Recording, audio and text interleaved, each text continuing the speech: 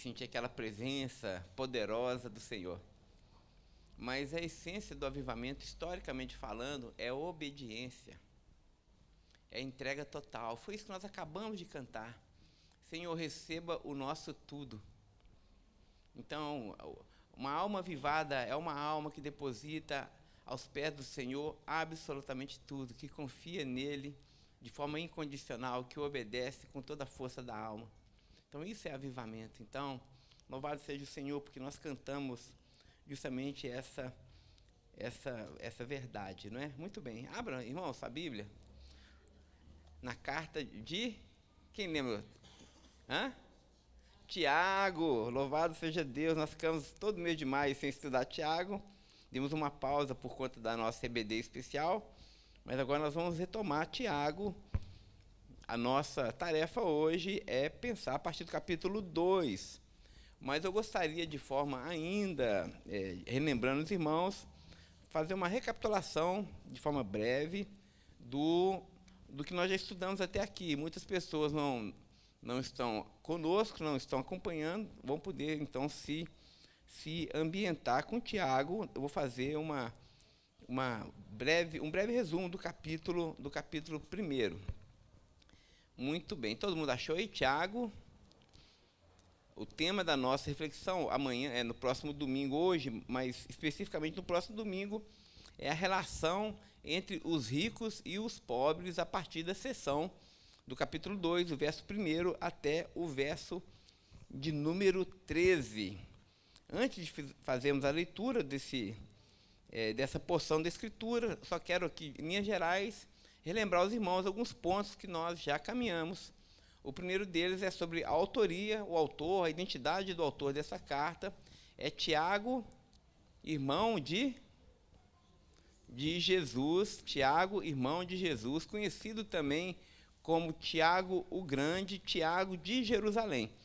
Ele não aqui menciona o seu parentesco com Jesus, se a gente pode usar essa expressão, porque para ele isso é irrelevante, no sentido de que existe uma diferença qualitativamente infinita entre o Criador e a criatura, entre o glorioso Senhor e Tiago. Então, Tiago, de forma alguma, vai dar aqui uma carteirada dizendo: olha, eu sou irmão de Jesus, então me respeitem, porque eu sou irmão do todo-poderoso Senhor.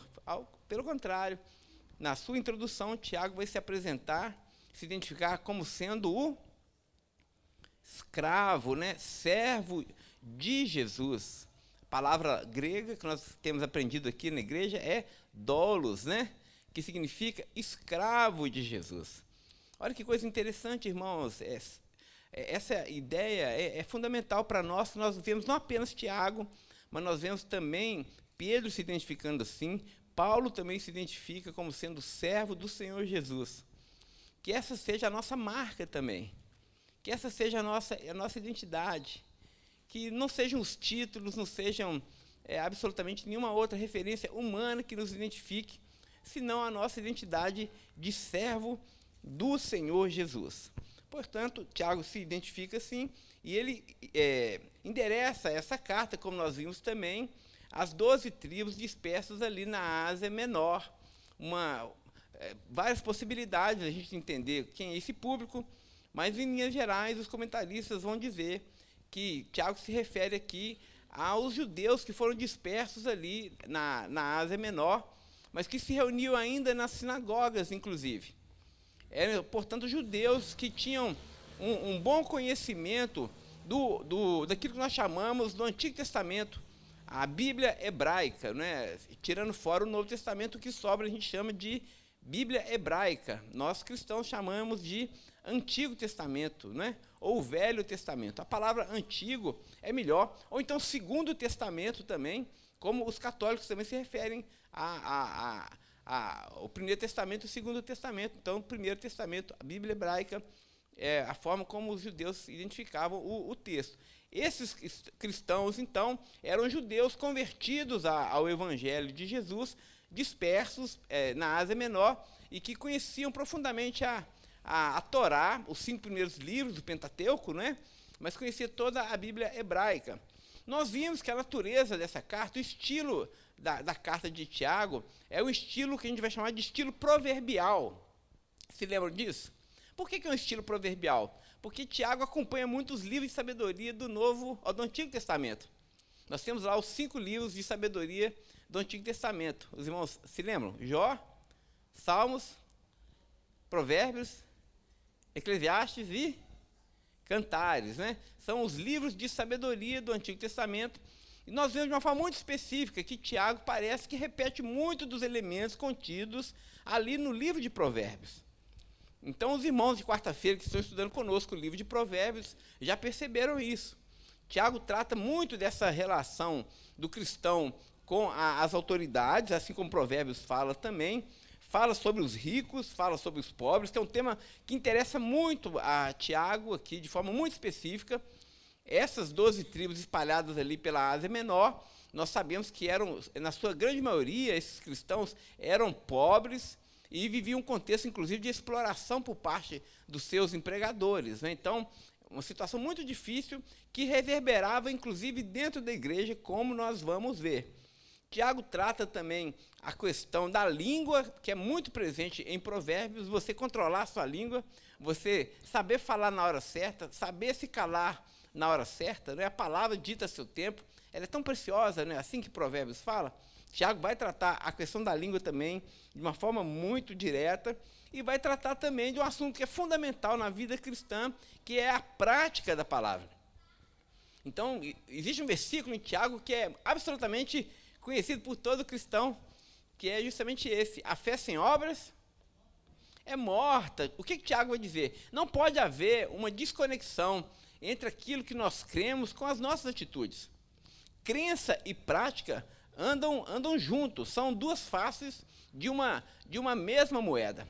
Portanto, a vida cristã não é apenas aquilo que nós verbalizamos, ou aquilo que nós cremos com a nossa mente apenas, ou então aquilo que nós sentimos, né? Nós vamos ver isso no capítulo 2, de uma forma muito preocupante, inclusive. Tiago vai tratar sobre essa fé emocional, que a natureza dessa fé emocional não é de natureza bíblica, mas de natureza demoníaca. Tiago vai dizer no capítulo 2. Por isso que Tiago vai insistir que o cristão precisa colocar em prática a palavra de Deus. E mais diretamente ainda, e de uma forma ainda mais dura, Tiago vai deixar muito claro para nós, na sua teologia, que aquele que não obedece à palavra de Deus, ele acompanha aqui, inclusive, os profetas do Antigo Testamento, né? Aqueles que não obedecem, não colocam em prática a palavra de Deus, eles não têm a fé de Cristo. Ele é muito radical nesse sentido. Irmãos, isso é uma mensagem muito dura para o nosso tempo, porque nós vivemos num tempo onde as pessoas querem ouvir assim: não, tudo bem, Jesus entende, vai aí, vai na fé, irmão, né?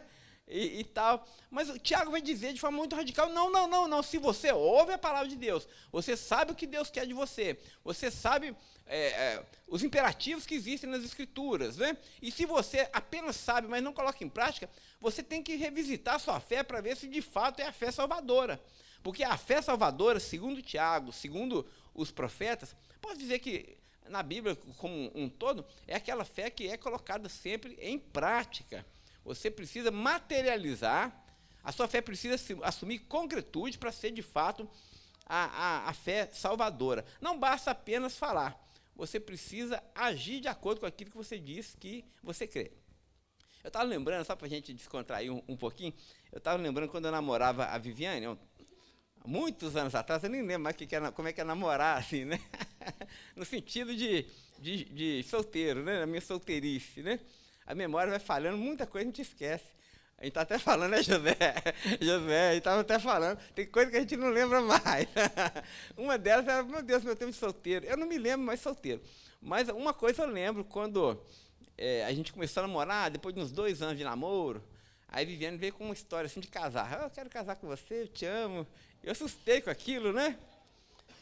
Como assim? Eu só quero namorar. Na primeira ela falou assim: eu te amo demais. Eu falei: eu também. Ela: eu quero me casar com você. Nessa parte gelou do alto a baixo, né? Aí eu falei: mas que coisa é essa de casar? A mulher gosta desse negócio de casar, beleza. Aí ela ficou querendo uma data. Não, você quer... Quando que nós vamos casar, Pedro? Daqui a 2 anos. Ela: beleza. Aí passava um tempo, a gente namorava e tal. Perder a gente no nosso casamento daqui a 2 anos. Mais um tempo, tá. Quando a gente vai casar? Daqui a 2 anos. Aí um dia ela foi e apelou comigo, mas esses 2 anos não vai chegar nunca, né? É verdade. Não basta apenas dizer que ama, que vai casar. Tem que casar, não é assim? Não é? Então, irmãos, não basta apenas a gente cantar, Senhor, eu te entrego tudo, não é?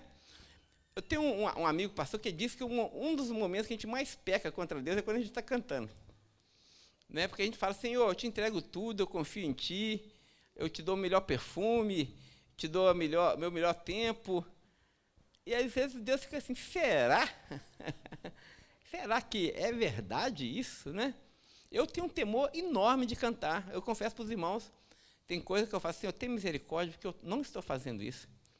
Como é que eu vou cantar algo que eu sei que o Senhor vai olhar para mim e vai colocar, anotar na caderneta lá, um xizinho, né, vermelho.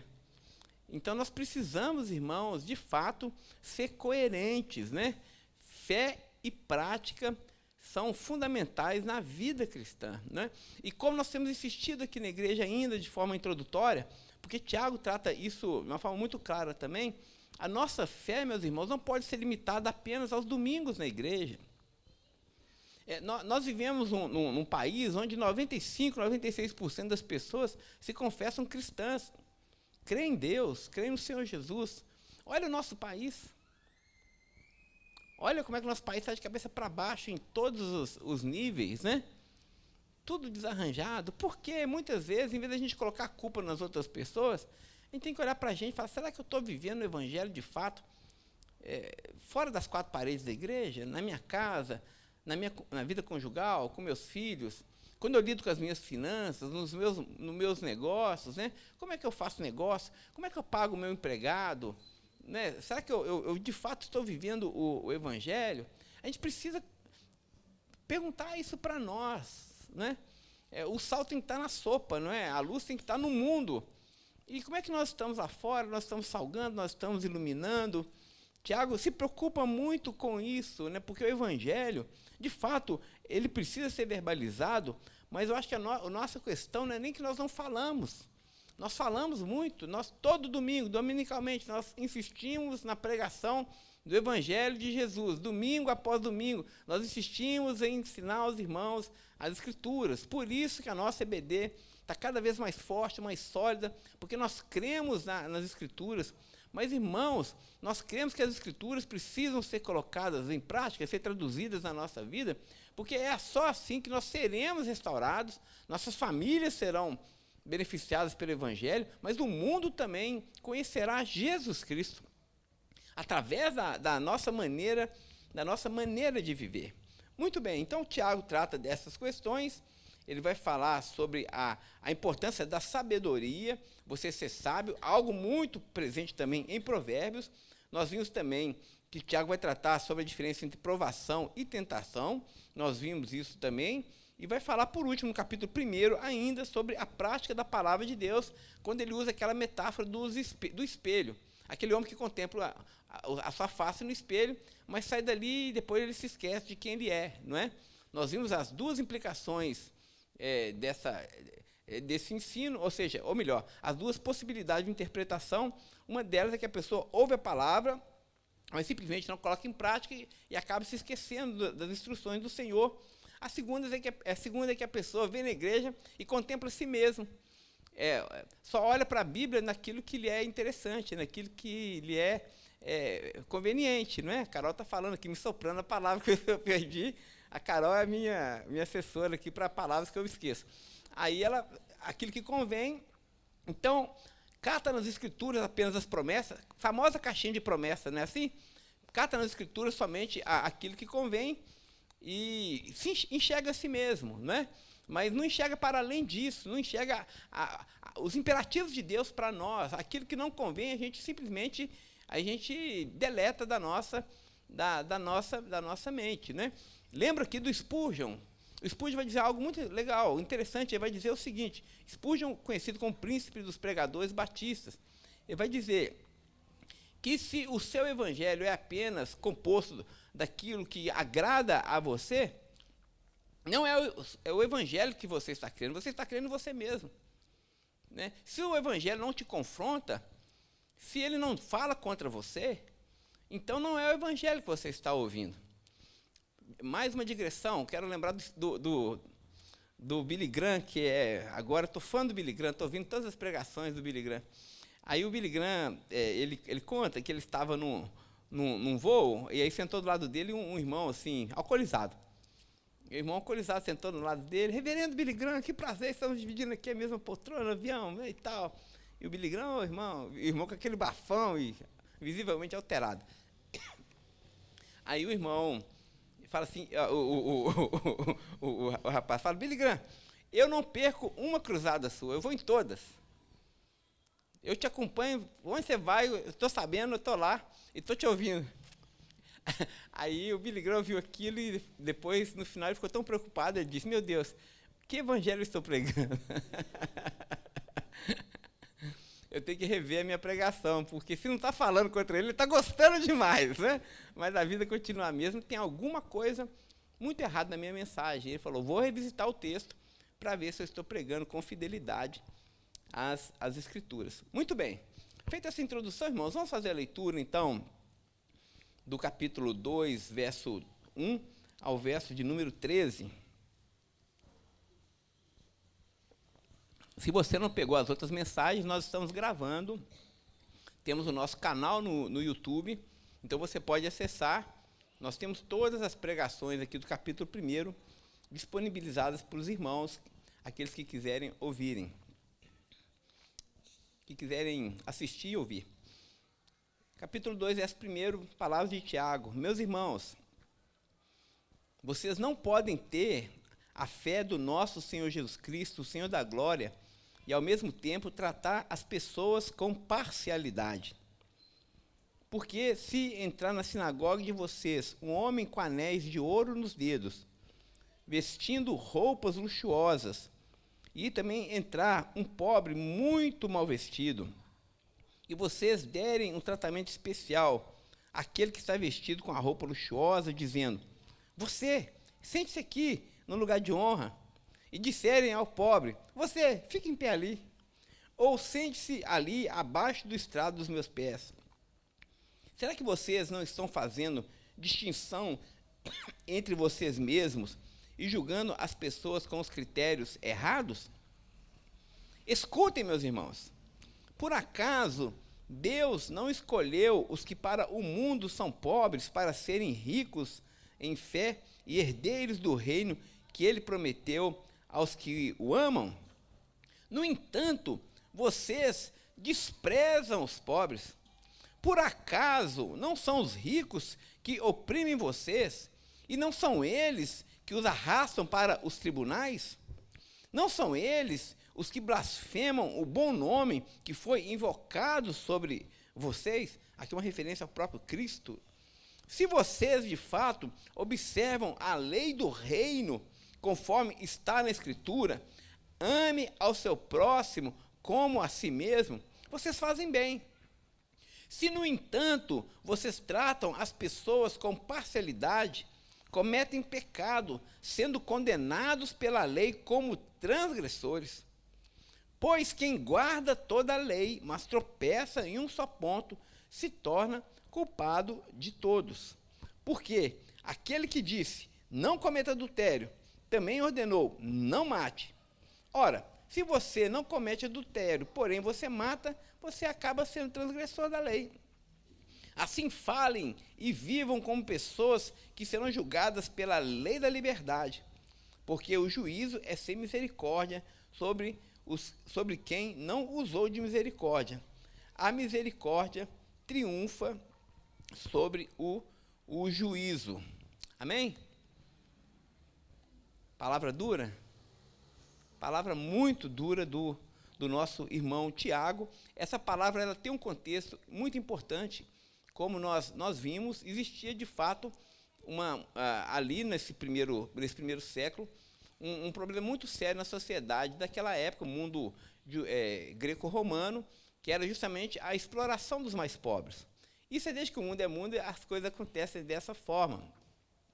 Mas, especificamente aqui, esses irmãos espalhados pela Ásia Menor, eles tinham sua vida secular, o seu trabalho secular, e, na sua condição de pobreza, eles eram explorados por aquelas pessoas que tinham ali o poder nas suas mãos.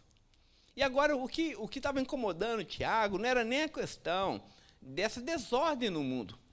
Porque, para Tiago, o mundo está de cabeça para baixo, é um dado, é algo de se esperar.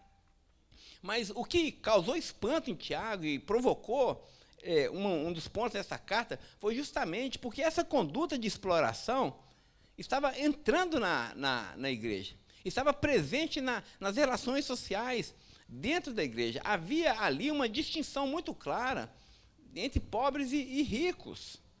Irmãos, olha como isso é um ponto fundamental no Evangelho e de grande preocupação para as Escrituras, porque não só Tiago faz essa denúncia, mas também nós sabemos que o apóstolo Paulo faz também essa mesma denúncia.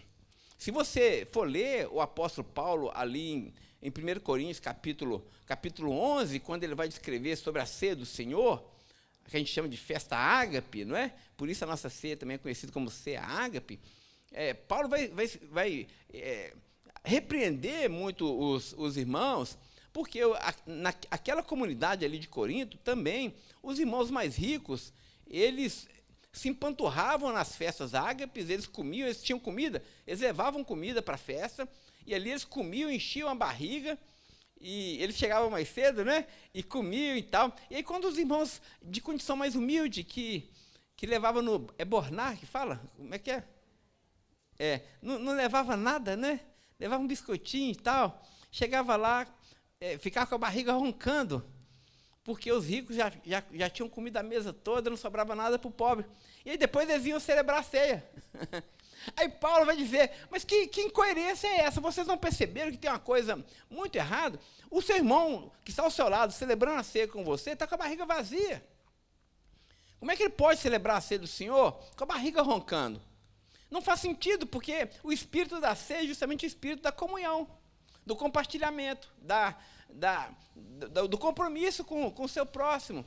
Você então diz que você se liga a Cristo e recebe os benefícios do amor de Deus. Cristo te aceitou de forma incondicional. Quando nós ceiamos, nós dizemos que Cristo nos aceitou, nós comemoramos isso, mas agora, quando você faz esse ritual, você está negando o ritual com a sua prática, porque você não considera o irmão de condição mais humilde dentro da igreja. Tiago também, de uma forma ainda mais dura, eu considero, vai tratar desse ponto, e ele vai dizer que isso é de tal forma incoerente, ele vai tecer uma teologia muito densa aqui no capítulo 2, mas assim, só de forma introdutória, porque a Viviane falou que eu tenho que terminar 5:11, né? Só de forma introdutória, eu só queria pincelar o primeiro verso, só para a gente entender como que Tiago começa a descrever a sua argumentação. Ele vai dizer... Oi? Não? Tiago vai dizer no capítulo 2, verso 1, o seguinte: meus irmãos, o pastor Tiago estava lá em casa na reunião, quinta-feira, né? Nós nos reunimos, tomamos um café, gostoso demais. Aí o Tiago me lembrou uma coisa muito interessante, que ele falou que o nosso irmão Tiago aqui, ele cita a palavra adelphoi, que é irmãos, né? Muito mais do que qualquer outro autor do Novo Testamento. Isso é interessante porque, não obstante ao tom profético que Tiago imprime na sua carta, palavras muito duras, ele considera aquele público como sendo os irmãos. Né? Ele se coloca também no mesmo barco. Isso é fantástico, essa identificação. Ele não diz assim, vocês estão em pecados, vocês fazem acepção de pessoas. Não, ele diz, meus irmãos. Um tom pastoral, né? A preocupação de Tiago é a preocupação de um pastor amoroso, que se preocupa com a sua comunidade. Então ele começa, meus irmãos. Aqui ele vai denunciar agora a incoerência. Vocês não podem ter a fé em nosso Senhor Jesus Cristo, o Senhor da glória, e ao mesmo tempo tratar as pessoas com parcialidade. Aqui ele torna explícito a incoerência entre professarmos a fé no Senhor Jesus e tratarmos os irmãos com parcialidade. Deixa eu só tentar trazer aqui duas observações importantes desse versículo. A primeira delas é que Tiago está dizendo o seguinte: vocês pararam para pensar quem é o Senhor Jesus? Ele se encarnou onde? Irmãos, Jesus não nasceu no palácio de Herodes. Onde Jesus nasceu? Numa manjedoura. José, pai de Jesus. A teologia da prosperidade tenta enriquecer José de todo jeito, né? Eu já vi várias coisas. Mas José, pai de Jesus, tinha uma profissão muito simples, que era a carpintaria.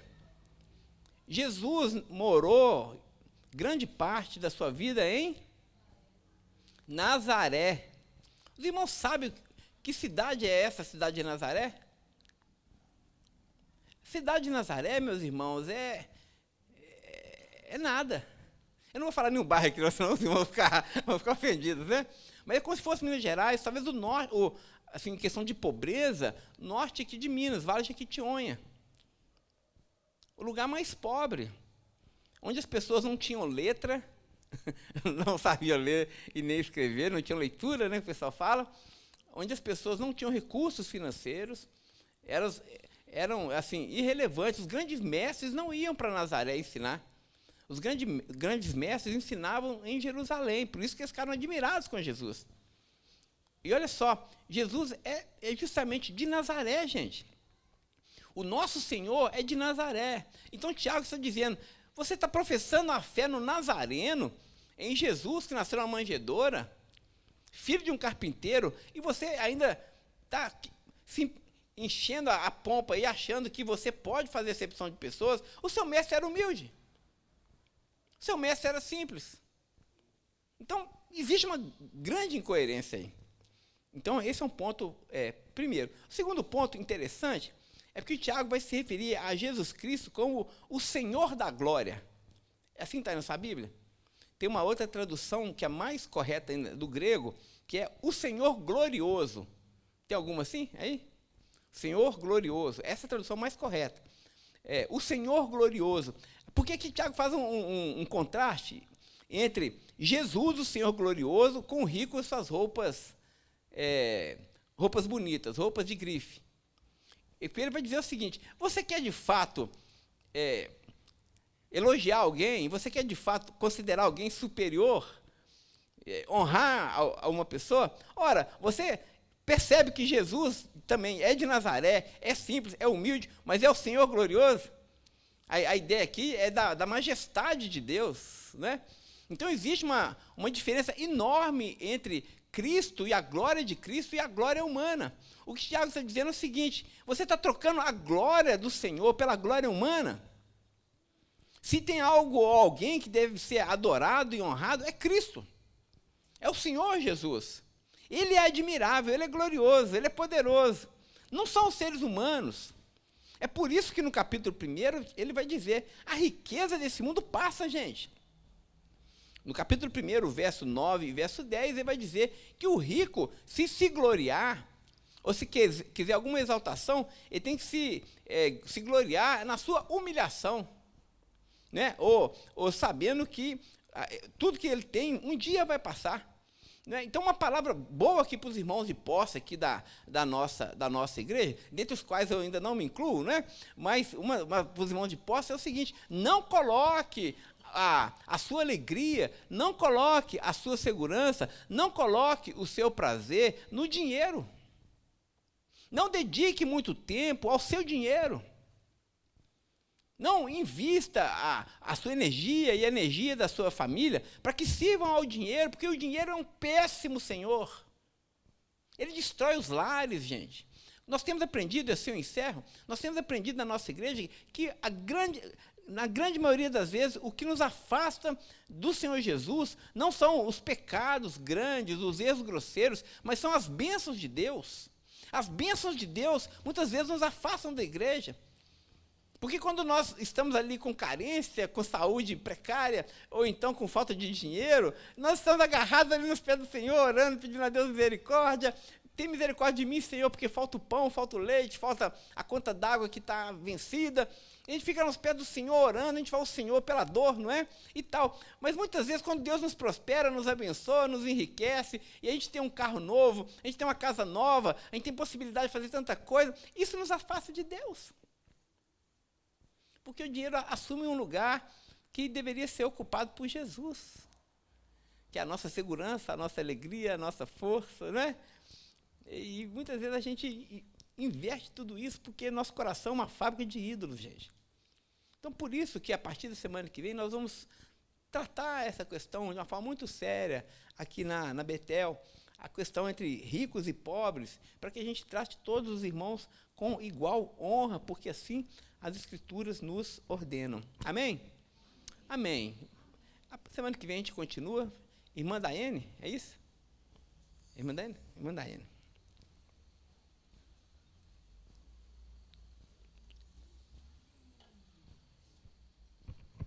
Bom dia, igreja.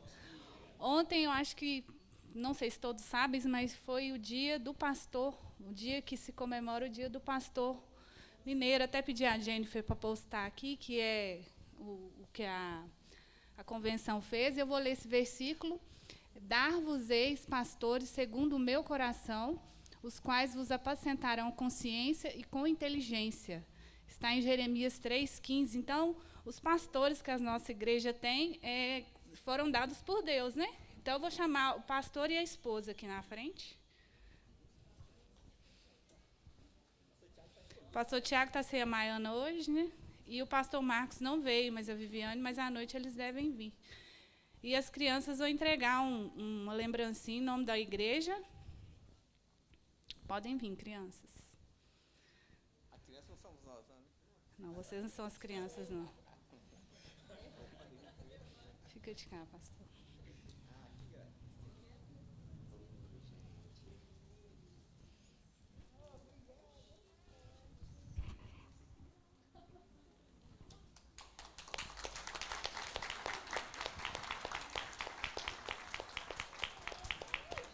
Tá olhando. Maite, aqui, ó. Aqui é o Maite. Dá para quem não tem. Vem. Esqueceu quem que é. Entrega pro pastor Tiago. Ele tá sem nada. Ah lá, ele não ganhou, não. Ele não ganhou, não.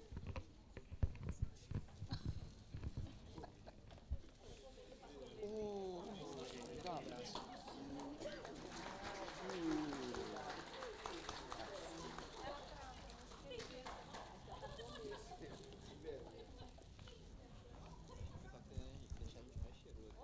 Esse presentão aí, gente, vai ser desfrutado por todos os pastores. Não, esse pode abrir para todo mundo saber que despertou curiosidade, né? Inclusive, nós vamos desfrutar desse presente. Ah, é? Todos nós. Todos nós? Não, quem frequentar o gabinete, né?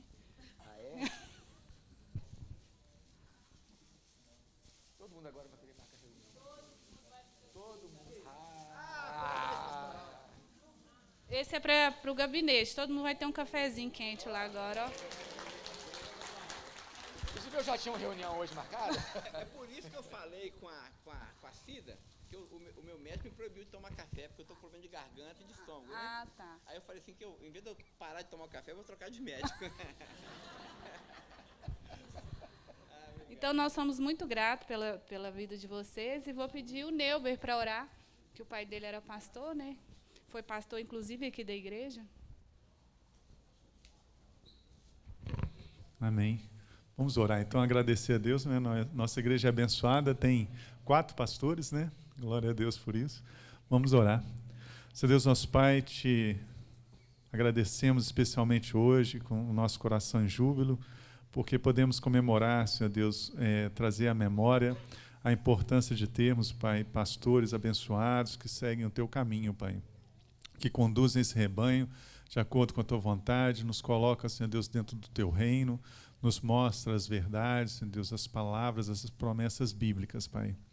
Mais uma vez, Pai, nos colocamos diante da autoridade eclesiástica dos nossos pastores e te pedimos, Pai, que o Senhor possa colocar no nosso coração a obediência, o amor, a alegria, a paciência e que nós possamos, Senhor Deus, a cada dia caminharmos mais juntos como família. Que eu te peço em nome de Jesus. Amém.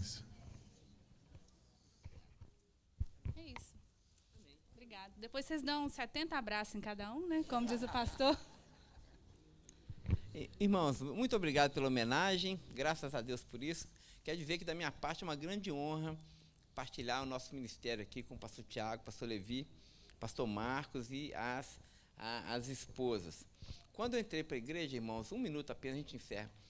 Eu lembro que eu estava subindo ali a escada e a igreja com tanta necessidade, né? Então, assim, enfraquecida, entristecida. Os irmãos que estão aqui desde o início sabem o que eu estou falando e tal. E quando eu entrei, Deus falou comigo: meu filho, eu vou trazer as pessoas para te ajudarem, para fazer aquilo que precisa ser feito. E eu criei nessa palavra, sabe, pastor Tiago, pastor Levi, não é? E hoje, 5 anos depois, eu sou muito grato a Deus, né, pela vida do rebanho que Deus tem nos confiado, mas sou muito grato a Deus pelos pastores que Deus tem nos dado. Irmãos, quero dizer que nós, de fato, levamos a sério as Escrituras, né? Nós, de fato, estamos empenhados em dar o nosso melhor para cuidar do rebanho que Jesus tem colocado sobre a nossa responsabilidade. Então, a nossa alegria, eu posso falar em nome de todos os pastores, a nossa alegria a Deus pela vida de vocês, por tudo que vocês representam na nossa vida, vendo que a nossa comunidade está tão saudável, está tão viva, não é? Eu fico feliz quando as pessoas fazem aniversário e vão sair para almoçar, às vezes vão até uns lugares assim chique, né? Aí nem me convida, sabe? Mas eu fico feliz, sabe por quê? Não, sério, agora eu estou falando de verdade, porque comunidade viva é isso. E eu dou graças a Deus que eu não dou conta também de ir, não é? Mas os irmãos estão se reunindo, estão em comunhão. Não precisa de ter o pastor ali, não é uma igreja pastorcêntrica, não é? Nós somos uma igreja onde os irmãos já se reconhecem, já cuidam um do outro, já se amam. Irmãos, isso para mim é um bem muito valioso. Então, a minha gratidão ao Senhor pela vida dos pastores da igreja, a minha gratidão ao Senhor pela vida de cada um de vocês. Que Deus nos abençoe, que Deus abençoe a nossa querida Betel. Vamos ficar em pé e vamos receber a bênção, irmãos? Quero agradecer a presença daqueles que nos visitam. Nós temos aqui a presença do capitão, da Flávia, não é isso? Larissa?